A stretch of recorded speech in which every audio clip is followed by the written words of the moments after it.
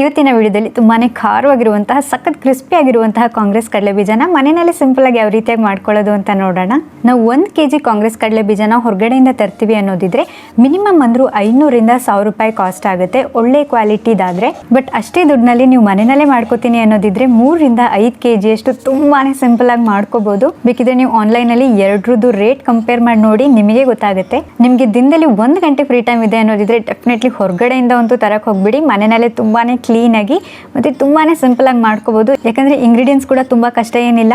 ಕಡಲೆ ಬೀಜ ಮತ್ತೆ ಮನೆಯಲ್ಲೇ ಸಿಗುವಂತ ಅಲ್ಪ ಸ್ವಲ್ಪ ಮಸಾಲೆ ಪುಡಿಗಳು ಬೇಕಷ್ಟೇ. ಈ ರೆಸಿಪಿ ಅಷ್ಟು ಈಸಿ ಆಗಿದೆ. ಸೊ ನಿಮಗೆ ನೆಕ್ಸ್ಟ್ ಟೈಮ್ ಯಾವಾಗಲೇ ಕಾಂಗ್ರೆಸ್ ಕಡಲೆ ಬೀಜನ ನೀವು ತರಬೇಕು ಅನ್ಕೊಂಡಾಗ ಈ ವಿಡಿಯೋನ ನೀವು ಡೆಫಿನೆಟ್ಲಿ ನೆನಪಿಸ್ಕೊಳ್ಳಿ. ಯಾಕಂದ್ರೆ ತುಂಬಾನೇ ಪರ್ಫೆಕ್ಟ್ ಮೆಜರ್ಮೆಂಟ್ಸ್ ಅಲ್ಲಿ ಹೇಳ್ಕೊಟ್ಟಿದ್ದೀನಿ.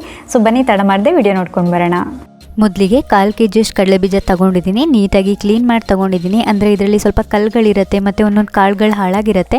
ಸೊ ಅದನ್ನೆಲ್ಲ ಕ್ಲೀನ್ ಮಾಡಿಬಿಟ್ಟು ತೆಗೆದಿಟ್ಕೊಂಡಿದ್ದೀನಿ. ಒಂದು ವೇಳೆ ನೀವು ಜಾಸ್ತಿ ಕ್ವಾಂಟಿಟಿನಲ್ಲಿ ಮಾಡ್ಕೋತಾ ಇದ್ದರೆ ನಾನು ಇವತ್ತು ಏನು ರೇಷಿಯೋ ಹೇಳ್ತೀನಿ ಅದನ್ನು 2ರಷ್ಟು 3ರಷ್ಟು ಡಬಲ್ ಮಾಡಿಕೊಂಡು ಅಥವಾ ತ್ರಿಬಲ್ ಮಾಡಿಕೊಂಡು ಹಾಕ್ಕೊಂಡು ಮಾಡ್ಕೋಬೋದು.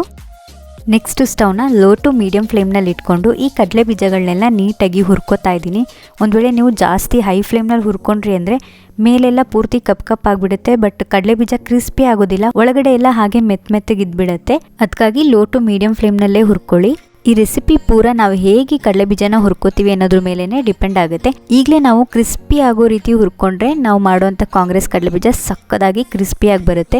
ಒಂದು ವೇಳೆ ಇದು ಹಸಿಯಾಗಿ ಹಾಗೆ ಬಿಟ್ಬಿಟ್ವಿ, ಬೇಗ ತೆಗೆದುಬಿಟ್ವಿ ಅನ್ನೋದಿದ್ರೆ ನಾವು ಮಾಡ್ಕೊಳ್ಳೋಂಥ ಕಾಂಗ್ರೆಸ್ ಕಡಲೆ ಬೀಜ ಚೆನ್ನಾಗಿ ಆಗೋದಿಲ್ಲ, ಮೆತ್ತಗೆ ಅನಿಸುತ್ತೆ. ಸೊ ಆದಷ್ಟು ನಿಧಾನಕ್ಕೆ ಲೇಟ್ ಆದರೂ ಪರವಾಗಿಲ್ಲ ಕ್ರಿಸ್ಪಿಯಾಗಿ ಹುರ್ಕೋಬೇಕು. ನೀವು ಕೇಳಬಹುದು ಎಲ್ಲಿವರೆಗೂ ಹುರ್ಕೋಬೇಕು ಅಂತ. ಇದು ಆದಷ್ಟು ಹಸಿಗಿರಬಾರ್ದು, ಸ್ವಲ್ಪ ಫ್ರೈ ಆಗಿರಬೇಕು. ಮತ್ತು ನಾವು ಈ ರೀತಿಯಾಗಿ ಸಿಪ್ಪೆನ ಒಂಚೂರು ಹಿಂಗೆ ಮುಟ್ಟಿದ್ರೆ ಸಾಕು, ಈಸಿಯಾಗಿ ಸಿಪ್ಪೆ ಬಿಟ್ಕೊಬಿಡುತ್ತೆ. ಮತ್ತು ಕಾಳು ಕೂಡ ಒಡೆದೋಗುತ್ತೆ. ಆ ರೀತಿಯಾದಾಗ ರೆಡಿ ಇದೆ ಅಂತ ಅರ್ಥ.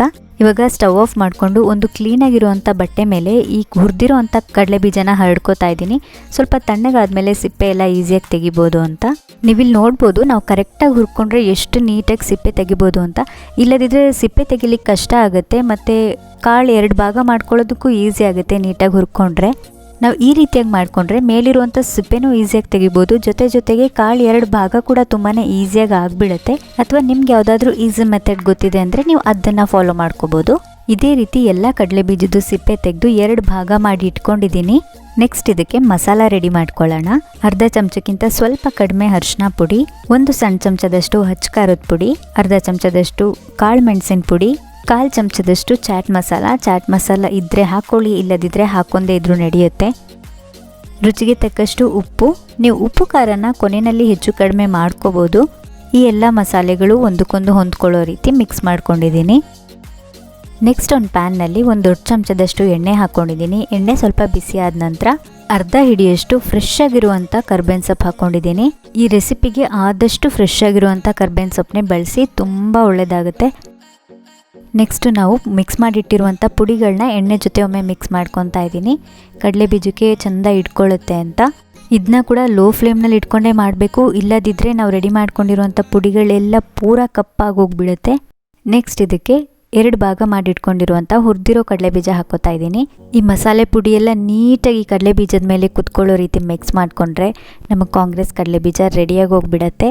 ನಾನಿಲ್ಲಿ ಕಡಿಮೆ ಕ್ವಾಂಟಿಟಿನಲ್ಲಿ ಮಾಡ್ಕೋತಾ ಇರೋದ್ರಿಂದ 2-3 ನಿಮಿಷದಲ್ಲಿ ಇದು ರೆಡಿ ಆಗೋಯ್ತು. ಇಲ್ಲದಿದ್ದರೆ ನಾವು ತುಂಬ ಹೊತ್ತು ಇದೇ ರೀತಿ ಮಿಕ್ಸ್ ಮಾಡ್ತಾ ಇದ್ರೆ ಮಸಾಲೆ ಪುಡಿಗಳೆಲ್ಲ ಪೂರ ಕಪ್ಪಾಗಿಬಿಡುತ್ತೆ. ಸೊ ಬೇಗ ಮಿಕ್ಸ್ ಮಾಡಿಕೊಂಡ್ರೆ ನಮ್ಮ ಕಾಂಗ್ರೆಸ್ ಕಡಲೆ ಬೀಜ ಕೂಡ ತುಂಬ ಬೇಗ ರೆಡಿಯಾಗಿ ಹೋಗ್ಬಿಡುತ್ತೆ. ಇದಿವಾಗ ಸಖತ್ ಟೇಸ್ಟಿಯಾಗಿ ಪರ್ಫೆಕ್ಟಾಗಿ ರೆಡಿಯಾಗಿದೆ. ಒಂದು ವೇಳೆ ನಿಮಗೆ ಜಾಸ್ತಿ ಸ್ಪೈಸಸ್ ಇಷ್ಟ ಅಂದರೆ ಸ್ವಲ್ಪ ಜಾಸ್ತಿ ಮಸಾಲೆಗಳು ಇಷ್ಟ ಆಗುತ್ತೆ ಅನ್ನೋದಿದ್ರೆ ಪುಡಿಗಳನ್ನ ಮಿಕ್ಸ್ ಮಾಡ್ಕೋಬೇಕಾದ್ರೆ 1 ಚಮಚದಷ್ಟು ಜಾಸ್ತಿ ಪುಡಿನ ಮಿಕ್ಸ್ ಮಾಡಿ ಇಟ್ಕೊಳ್ಳಿ.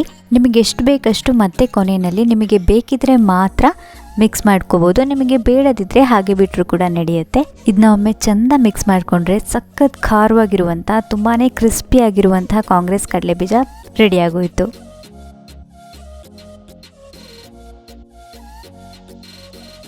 ನೋಡಿದ್ರಲ್ವಾ ಕಾಂಗ್ರೆಸ್ ಕಡಲೆಬೀಜ ಮಾಡೋದು ಎಷ್ಟು ಸಿಂಪಲ್ ಅಂತ.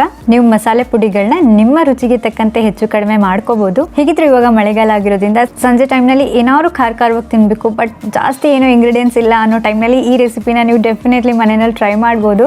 ಬಟ್ ಒನ್ ಟಿಪ್ ನೆನ್ಪಿಟ್ಕೊಳ್ಳಿ, ನೀವು ಒಮ್ಮೆಲೆ ಜಾಸ್ತಿ ಕ್ವಾಂಟಿಟಿನಲ್ಲಿ ಮಾಡ್ಕೋತೀರಾ ಅನ್ನೋದಿದ್ರೆ ಒಂದು ಗಟ್ಟಿ ಡಬ್ಬದಲ್ಲಿ ಅಂದರೆ ಏರ್ ಟೈಟ್ ಕಂಟೈನರ್ನಲ್ಲಿ ಹಾಕಿಟ್ಬಿಡಿ, ಅಥವಾ ಯಾವ್ದಾದ್ರು ಕವರ್ಗೆ ಹಾಕಿ ಫ್ರಿಜ್ನಲ್ಲಿ ಇಟ್ಬಿಟ್ರೆ ನೀವು ಎಷ್ಟು ದಿನ ಇಟ್ಟರು ಕೂಡ ತುಂಬಾ ಕ್ರಿಸ್ಪಿಯಾಗಿರುತ್ತೆ.